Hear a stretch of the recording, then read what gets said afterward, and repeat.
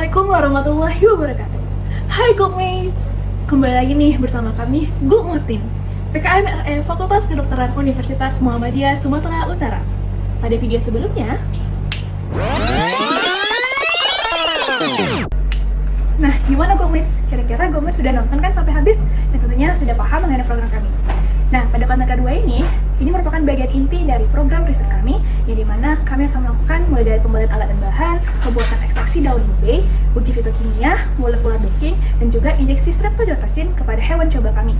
Tapi kami tentunya melakukan bimbingan secara rutin kepada dosen bimbingan kami. Gimana Goldmates? Udah nggak sabar kan? Diikuti keseruan kami? Langkah pertama yang kami lakukan adalah mempersiapkan bahan utama, yaitu daun murbe putih atau Morus arbael. Daun tersebut dicuci bersih untuk dihilangkan getah dan kotoran. Kemudian dikeringkan menggunakan serbet yang bersih dan kering, yang dimana fungsinya untuk memastikan kebersihan sebelum tahap pengolahan selanjutnya. Berikut adalah tampilan daun-daun yang telah siap ditimbang dan dikeringkan. Kemudian menimbang daun murbe yang sebelumnya dikeringkan. Tahap berikutnya adalah penyebaran daun secara merata di permukaan yang telah disiapkan khusus untuk proses pengeringan. Daun murbe kemudian dikeringkan dalam oven selama kurang lebih 6 jam, hingga mencapai tingkat kekeringan optimal yang ditandai dengan tekstur yang rapuh. Setelah proses pengeringan selesai, daun ditimbang ulang guna menentukan jumlah penurunan kadar air melalui perbandingan antara berat awal dan berat akhir. Selanjutnya, daun yang telah kering dihaluskan menggunakan blender hingga menjadi serbuk halus, atau biasa disebut dengan simplicia. Setelah proses penghalusan, serbuk daun kemudian disaring untuk memperoleh hasil yang lebih halus dan merata. Proses penyaringan ini juga bertujuan untuk memisahkan partikel kasar yang belum terhaluskan secara sempurna, sehingga menghasilkan serbuk dengan tekstur yang konsisten. Langkah selanjutnya adalah menimbang serbuk daun murbe kering sebanyak 600 gram yang kemudian dibagi secara merata ke dalam 3 toples, yang mana masing-masing berisi 200 gram. Dan setiap toples kemudian ditambahkan etanol 70% dengan perbandingan 1:10, yaitu 2 liter etanol untuk setiap 200 gram serbuk daun. Dan jangan lupa untuk menutup toples dengan lakban hitam agar tidak terkena sinar matahari. Selanjutnya, campuran serbuk daun murbe dan etanol diaduk selama 5 menit, dan proses pengadukan diulangi setiap 6 jam sekali selama 3 kali 24 jam. Setelah proses perendaman selama 3 hari selesai, campuran kemudian disaring untuk memisahkan antara ampas serbuk daun murbe dengan hasil maserasi atau filtrat. Proses penyaringan ini bertujuan untuk memperoleh ekstrak cair yang mengandung senyawa aktif hasil pelarutan, sementara ampasnya dipisahkan. Tahap terakhir dalam proses ini adalah evaporasi menggunakan rotary evaporator untuk menghilangkan pelarut dan mengkonsentrasikan ekstrak. Selanjutnya, dilakukan tahap pengentalan untuk memperoleh ekstrak dengan konsistensi yang diinginkan, siap untuk digunakan pada tahap selanjutnya. Hasil akhir dari ekstraksi daun murbe atau Morus alba akan digunakan untuk uji fitokimia serta uji in vivo. Uji fitokimia merupakan metode analisis yang bertujuan untuk mengidentifikasi kandungan senyawa kimia aktif dalam ekstrak tanaman. Pada penelitian ini, kami akan melakukan pemeriksaan terhadap beberapa kelompok senyawa bioaktif, antara lain flavonoid, alkaloid, saponin, triterpenoid, tanin, dan senyawa fenolik. Uji alkaloid dilakukan dengan menggunakan ekstrak daun murbe sebanyak 0,5 gram yang ditambahkan dengan 1 mili HCl2n dan 9 mili Aquades. Campuran tersebut kemudian dipanaskan selama 2 menit, didinginkan dan disaring. Filtrat hasil penyaringan selanjutnya dibagi menjadi 2 tabung reaksi. Pada tabung pertama ditambahkan 2 tetes preaksi Wagner, sedangkan pada tabung kedua ditambahkan 2 tetes preaksi Dragendorff. Hasil pengamatan menunjukkan terbentuknya endapan berwarna coklat pada tabung dengan preaksi Wagner dan endapan berwarna merah bata pada tabung dengan preaksi Dragendorff, yang mengindikasikan hasil uji alkaloid positif. Selanjutnya ada uji saponin. Uji saponin dilakukan dengan menggunakan ekstrak kental sebanyak 0,5 gram yang ditambahkan ke dalam 10 mili Aquades panas. Campuran tersebut kemudian didinginkan dan dikocok kuat selama 10 detik hingga terbentuk busa. Busa tersebut bertahan selama kurang lebih 10 menit yang kemudian akan ditambahkan 1 tetes HCl2n.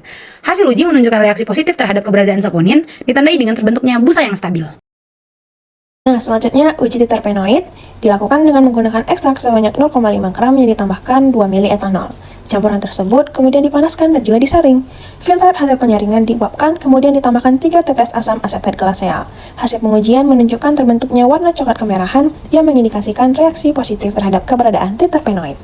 Uji flavonoid dilakukan dengan memasukkan 2 mili filtrat ke dalam tabung reaksi, kemudian ditambahkan 0,5 mili HCl pekat 4 cm pitologam magnesium. Campuran tersebut dibiarkan selama beberapa saat hingga terbentuk perubahan warna menjadi merah atau oranye atau hijau, yang menandakan reaksi positif terhadap keberadaan flavonoid. Uji tanin dilakukan dengan menggunakan sampel sebanyak 5 gram yang ditambah 15 mili air. Kemudian dipanaskan dan disaring untuk memperoleh filtrat. Selanjutnya, 1 mili filtrat dimasukkan ke dalam tabung reaksi dan ditambahkan 1 mili reagen FeCl3 10%. Hasil pengujian menunjukkan terbentuknya warna hijau kehitaman yang menandakan reaksi positif terhadap keberadaan tanin. Uji fenolik dilakukan dengan 10 tetes larutan FeCl3 5% yang ditambahkan ke dalam 1 mili air suling. Kemudian, campuran tersebut dicampurkan dengan 1 mili sampel. Hasil positif uji fenolik ditandai dengan perubahan warna pada larutan menjadi hijau, merah, ungu, biru, atau hitam legam, yang mengindikasikan keberadaan senyawa fenolik dalam sampel. Selanjutnya, uji in silico. Uji in silico ini bertujuan untuk melihat interaksi dari senyawa bioaktif sebagai ligan, yakni 1-deoxynitromycin dan juga polifenol terhadap protein target, yaitu protein kinase C, beta, dan juga delta. Data protein target kami peroleh dari basis data RSCB PDB, lalu untuk senyawanya kami unduh dari PubChem dalam format SDF, yang dimana dikonversi menjadi PDB dengan aplikasi OpenBabel dan juga dikonversi kembali ke PDB-QT menggunakan autodoctos. Selanjutnya kami melakukan analisis toksisitas ligan serta preparasi molekular docking menggunakan autodoctos dengan validasi ukuran grid box untuk menemukan RMSD terkecil. Selanjutnya adalah proses induksi, di mana diawali dengan melakukan penimbangan terhadap masing-masing tikus. Kemudian, kami menandai masing-masing tikus dengan cara memberikan tikus pada ekor mereka. Langkah ini bertujuan untuk memudahkan identifikasi individu. Setelah proses penimbangan berat badan selesai dilakukan, tikus percobaan kemudian dipisahkan sesuai dengan perlakuan yang terdiri dari 3 kelompok, yaitu kelompok kontrol positif, kelompok kontrol negatif, dan kelompok perlakuan. Tahap selanjutnya adalah persiapan larutan streptozotocin yang akan digunakan dalam proses induksi. Pembuatan larutan ini dimulai dengan menyiapkan larutan buffer sitrat sebagai pelarut, yang terdiri dari 2 komponen utama, yaitu asam sitrat dan natrium sitrat. Kedua bahan tersebut ditimbang secara terpisah menggunakan timbangan analitik untuk memastikan ketepatan dosis yang digunakan. Asam sitrat ditimbang sebanyak 2,1 gram, sedangkan natrium sitrat ditimbang sebanyak 2,94 gram. Masing-masing bahan ditambahkan aquades secukupnya untuk proses pelarutan. Setelah penambahan aquades, larutan kemudian diaduk secara merata hingga seluruh komponen terlarut sempurna dan membentuk larutan buffer yang homogen. Campuran tersebut kemudian dimasukkan ke dalam labu ukur. Selanjutnya, aquades ditambahkan secara bertahap hingga volume total larutan mencapai 50 ml. Proses ini dilakukan dengan hati-hati untuk memastikan volume yang tepat dan sesuai. Campuran kemudian dikocok atau dihomogenkan secara menyeluruh hingga seluruh komponen tercampur sempurna dan membentuk larutan yang homogen.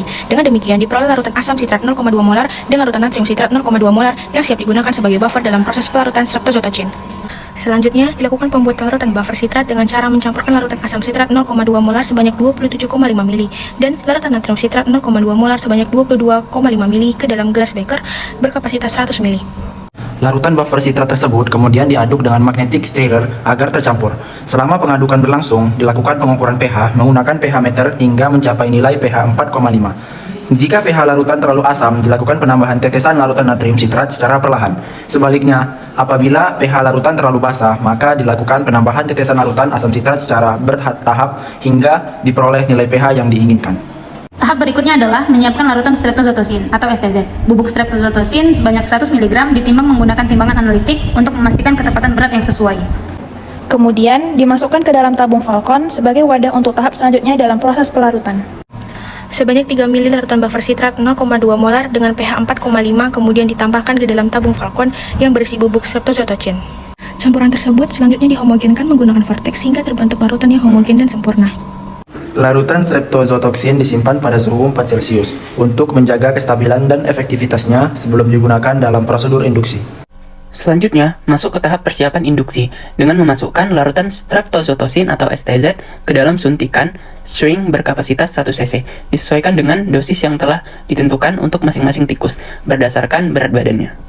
Induksi pada tikus dilakukan selama 5 hari berturut-turut dengan pemberian dosis streptozotocin sebanyak 30 mg per kilogram berat badan secara intraperitoneal. Setelah proses induksi selama 5 hari selesai, tikus-tikus percobaan kemudian diobservasi selama 72 jam tanpa perlakuan tambahan untuk mengetahui efek induksi streptozotocin yang berkembang.